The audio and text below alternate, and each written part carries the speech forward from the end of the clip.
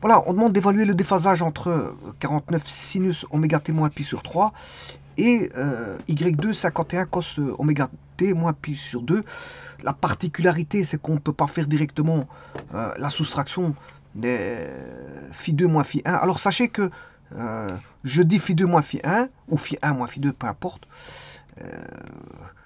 Supposons que le déphasage qui est delta phi, hein, je peux l'appeler aussi delta phi ou phi, voilà, moi je l'appelle ici phi, ce sera phi 2 moins phi 1 ou phi 1 moins phi 2. Alors, vous allez me dire, ouais, mais c'est pas la même chose, bien sûr que c'est pas la même chose. Supposons que celui-ci est négatif, ben, l'autre sera positif, tout simplement. Et là, dans ce cas-ci, je pourrais dire que phi 2 est plus petit que phi 1, donc le signal 2 est en retard sur le signal 1, et donc le signal 1 est en avance sur le signal 2. Par exemple, hein, si je prends phi 1 moins phi 2 négatif, j'aurais pu prendre phi 1 moins phi 2 positif, ça aurait été tout le contraire. On ne peut pas faire ça ici, directement à la soustraction, parce que vous voyez qu'on a voilà, des signaux trigonométriques qui ne sont pas, qui sont déphasés déjà l'un de l'autre. Il y en a un qui est sinus et l'autre cosinus. Bon, alors moi je vais aussi faire une évaluation avec un rattrapage. Alors qu'est-ce que je vais appeler rattrapage? Eh bien, supposons qu'on a deux bonhommes. Voilà, un premier et un deuxième bonhomme. Je vais prendre un grand et un petit. Alors le grand, ce serait la grande amplitude, et le petit, c'est la petite amplitude. On va se dire ça comme ça, voilà, pour avoir une vision des choses. Voilà. Alors bon, ils sont tous les deux dans une démarche où ils vont dans le même sens au niveau temporel. Donc, temporellement, ils vont dans le même sens. Euh, alors, si par exemple lui, il est en avance, le petit est en avance sur le grand. Donc on a le petit et le grand. Le petit est en avance sur le grand, mais le grand, on dira qu'il est en retard sur le petit. Alors, ce que je vais faire ici, ce que j'entends par rattrapage, je vais mesurer le déphasage. On peut mesurer le déphasage tout simplement en ramenant le grand en même temps que le petit. Bon, je ramènerai le grand. Donc, c'est-à-dire que je les mettrai en phase. Hein. Je mettrai le grand et le petit en phase. Bon, je vais essayer d'arranger les choses. Le petit il serait là. Voilà. Je ramènerai le grand ici en face. Donc, et là, je pourrais évaluer un déphasage. Voilà. Comme ils sont tous les deux en phase, ben, il suffit de mesurer le décalage du grand, tout simplement.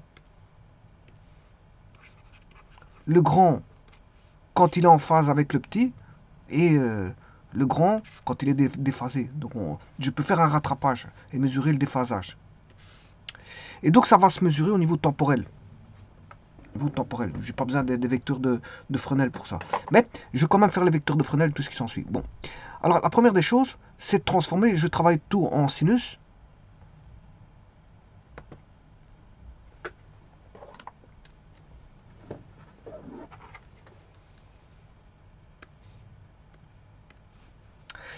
Alors, en sinus, je vais rechercher les signaux. Le premier, c'est un sinus, donc je n'ai rien à changer, puisque je vais travailler en sinus. C'est moins pi sur 3.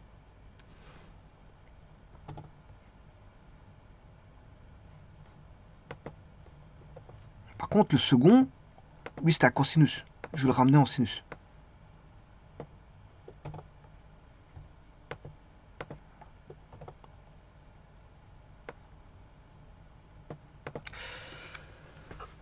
Alors, pour ramener en sinus, il y a deux cas de figure. Il y a, on va dire, un raccourci. Alors, le raccourci, c'est le suivant.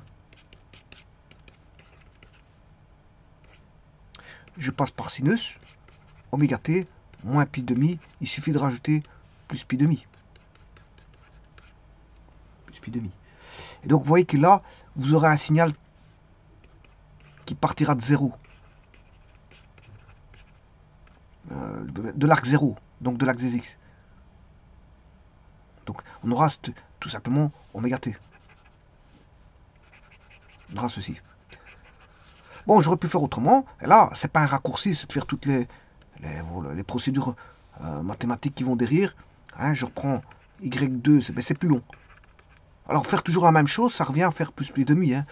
Ce que je vais faire maintenant, c'est toujours la même chose, ça revient à plus pi demi. Parce que vous allez voir, ici je repasse en sinus, voilà, je vais faire pi demi moins oméga t moins pi demi, voilà, sinus oméga t, on va faire sinus de pi demi moins oméga t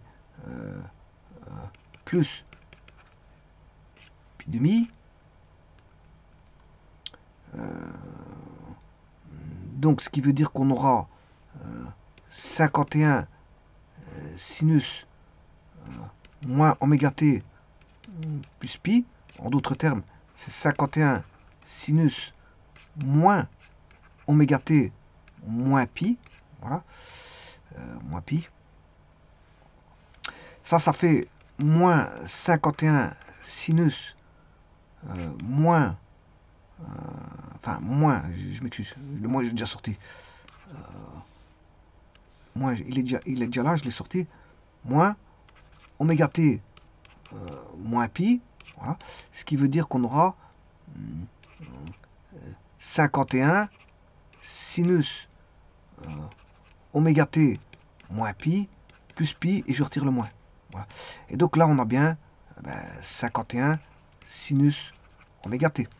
Donc c'est un tour de passe-passe qui est plus long, beaucoup plus long, mais faire toujours la même chose, ça fait, c'est comme si on rajoutait pi demi. Parce que voilà, ici on ajoute plus pi demi, et puis on met un moins ici, et puis on additionne plus pi, voilà, et tout ça c'est comme si on avait additionné plus pi demi.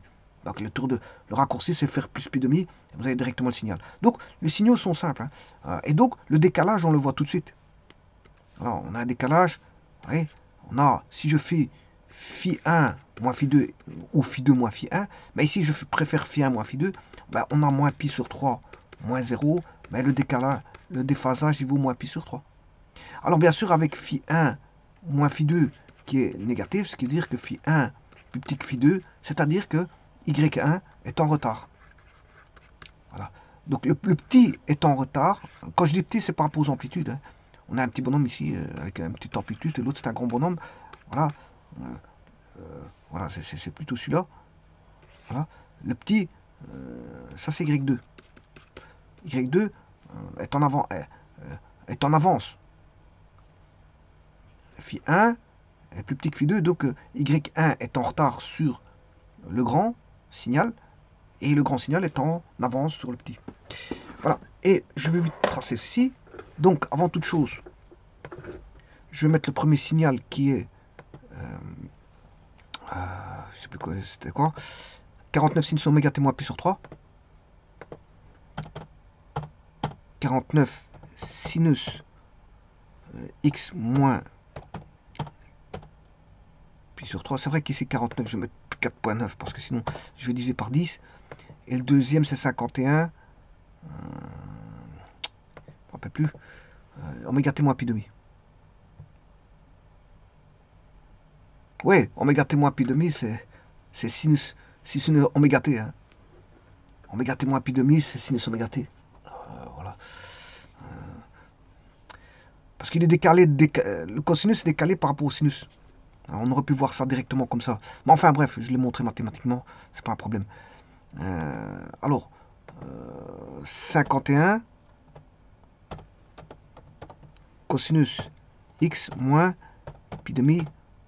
Voilà. Oui, c'est vrai que c'est court. 51, c'est 5.1. Voilà, j'ai les deux signaux, bien sûr. Si, on va dire, x plus grand ou égal à 0, on a le petit.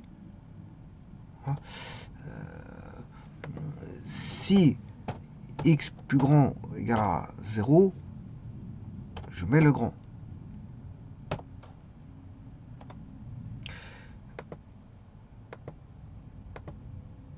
Voilà. Alors, le déphasage, je vais l'évaluer de vite avec... voilà. Donc, il fait 5,1. Je vais mettre 7. Je vais mettre le centre en moins 7,0. X plus 7 au carré plus y carré égale 4.9 au carré, je duplique 5.1.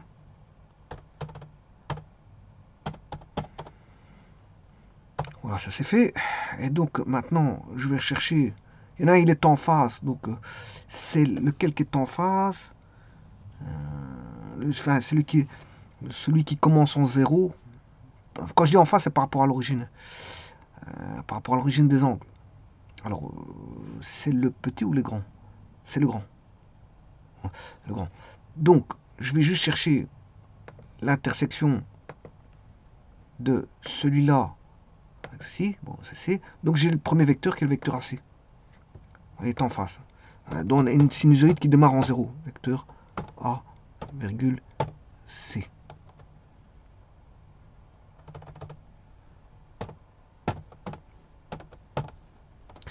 Deuxième vecteur, là, il faut que j'aille chercher l'intersection. Alors, je sais plus quoi, parce que c'était l'angle moins pi demi. Non. Ça c'est le grand. 51. Je me demande si je suis pas en train de me tromper. Le grand, c'est 50. C'est bien 51. C'est bien le sinus. Voilà, j'ai rien dit. Et l'autre, c'est... Bon, moins pi sur 3. Moins pi sur 3.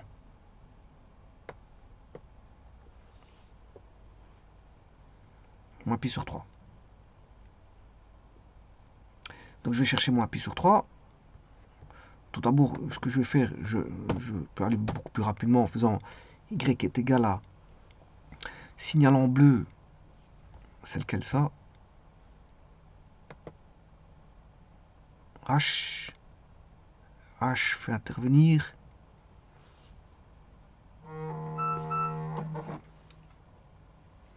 le H fait intervenir F. Ouais, c'est le petit. Il fait intervenir le petit. Donc Y égale F de 0. C'est bien ça. Alors, attention que c'est avec le petit cercle. Donc, je vais chercher l'intersection avec le petit cercle. Voilà. Donc, c'est le vecteur AE.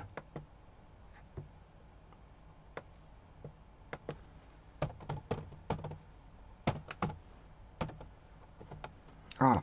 Et donc, le déphasage, il vaut moins pi sur 3. Voilà, on voit bien qu'il vaut moins pi sur 3. Alors maintenant, je dis que je vais ramener, voir le déphasage. Je vais ramener l'un sur l'autre. Voilà. Alors pour ramener l'un sur l'autre, celui qui est déphasé par rapport au 0, c'est le bleu. Donc c'est le petit. Et le petit, sa phase, elle vaut moins pi sur 3. Voilà. Et je vais ramener en pi sur 3. Voilà, donc c'est-à-dire que je vais dessiner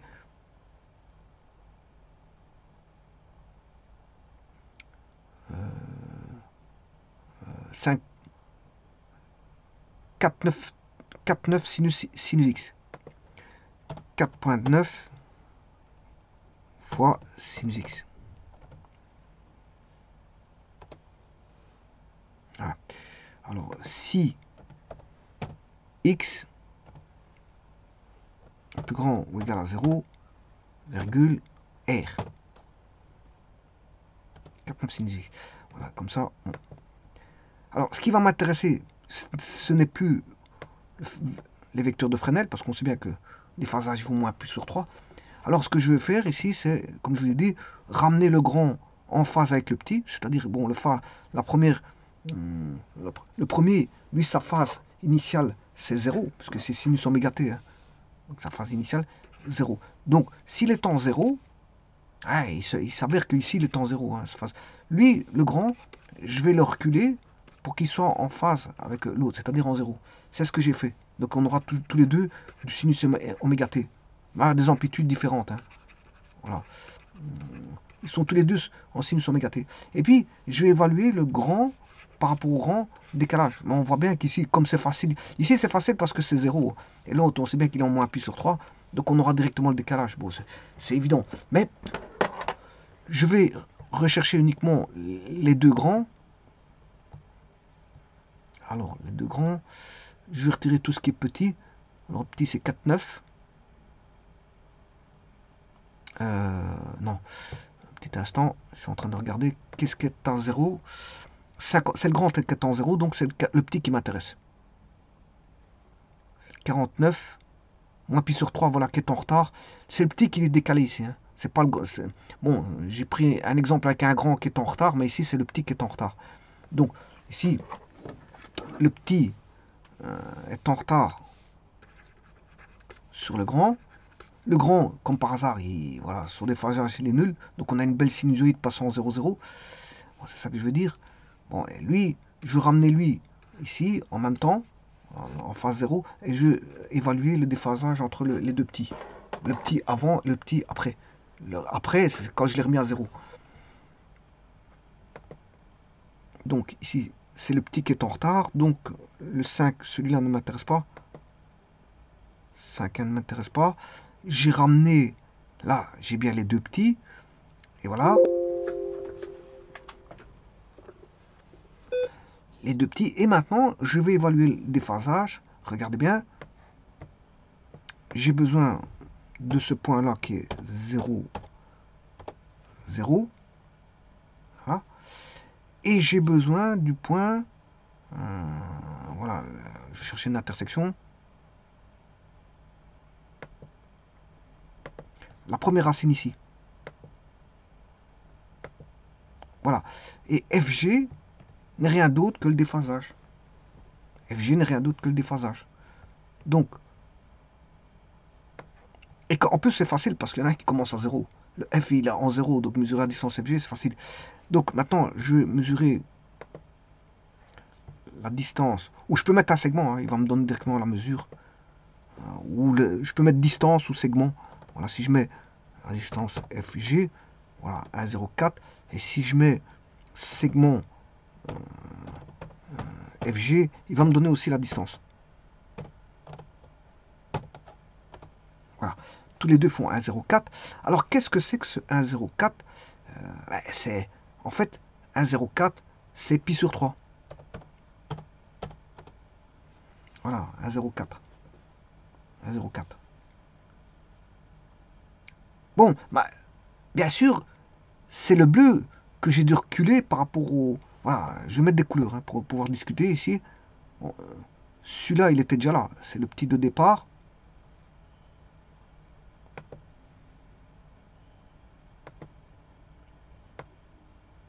Alors, je sais pas quelle couleur qu'il est, mais enfin bref.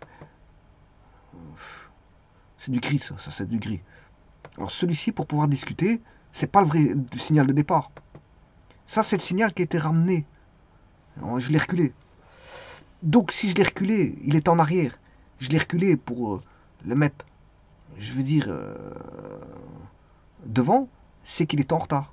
Si quelqu'un vous le prenez, il est à l'arrière, vous le ramenez en même temps que vous, s'il est en arrière, ben, c'est qu'il est en retard. Donc le signal bleu est en retard. Donc en fait, vous aurez compris que c'est moins pi sur 3 et pas pi sur 3. Parce qu'ici, la distance fait... Une distance est positive. Donc il va me donner pi sur 3. Voilà. Mais en vérité, le signal bleu, lui, il est en retard sur le signal gris. Le bleu est en retard sur le gris. Le bleu est en retard sur le gris.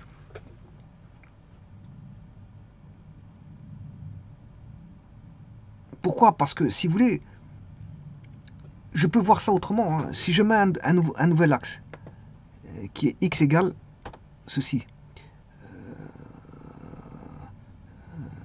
pi sur 3, voilà, je mets un axe là, comparativement à x égale 0. Voilà, ici il y a deux axes. Il y a deux axes, il y a x égale 0 et x égale pi sur 3. Bon, le premier axe qu'il faudrait tracer, c'est le bleu. Voilà, parce que c'est celui qui démarre en 0, 0, c'est le bleu. Et le deuxième qui passera en 0, 0 par rapport à l'axe vert, au point G, on a 0, 0 pour l'axe vert. Donc l'axe vert est après l'axe bleu. Temporellement parlant, je veux dire, c'est que l'axe vert, il y a d'abord l'existence de l'axe bleu, et puis l'existence de l'axe vert. l'existence de l'axe bleu et puis l'existence de l'axe vert. Donc ça veut dire que celui qui démarre en premier, là, la sinusoïde qui démarre en premier, c'est celle qui démarre en F. Et la seconde, c'est celle qui démarre en G. Bon, j'aurais pu faire encore plus autrement pour voir la chose. Alors le G, petit instant. C'est pas ça. Où est le G? Je représente autrement, pour mieux voir les choses. Pour ça, il faut que j'aille chercher le G. Où est ce signal-là?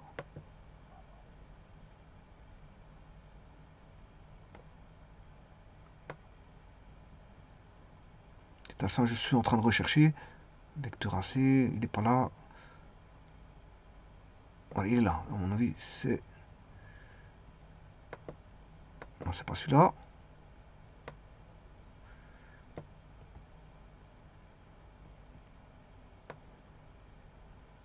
Je sais pas ce qu'il est.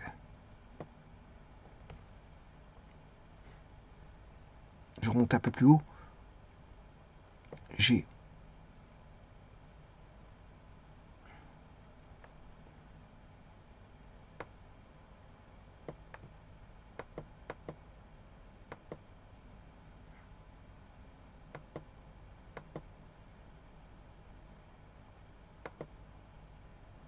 C'est celui-là.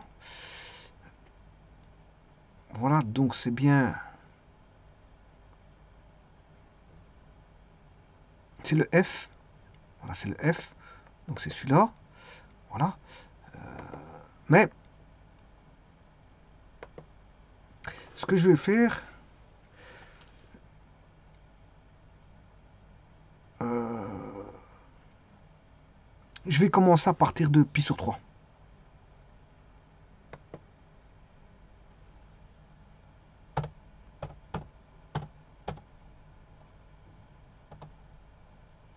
Voilà.